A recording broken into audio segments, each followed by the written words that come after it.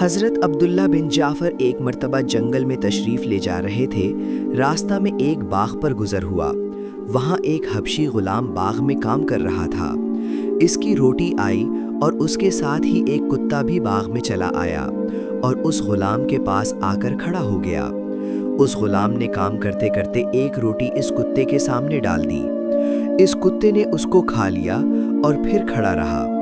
اس نے دوسری اور پھر تیسری روٹی بھی ڈال دی۔ کل 3 ہی روٹیاں تھیں، وہ تینوں کتے کو کھلا دی۔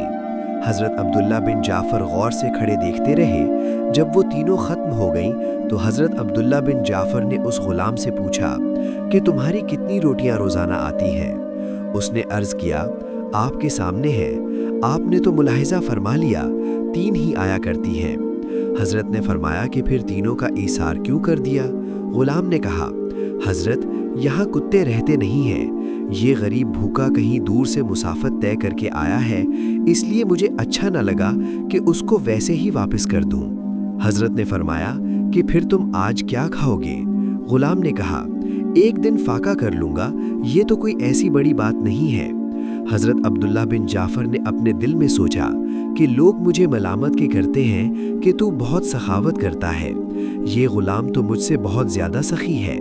یہ سوچ کر شہر میں واپس تشریف لے گئے اور اس باغ کو اور غلام کو اور جو کچھ سامان باغ میں تھا سب کو اس کے مالک سے خریدا اور خرید کے غلام کو آزاد کیا اور وہ باغ اس غلام کی نذر کر دیا۔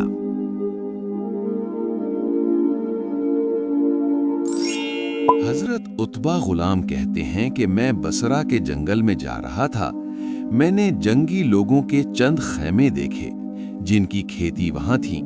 ان خیموں میں سے ایک خیمے میں ایک مجنونہ لیٹی تھی۔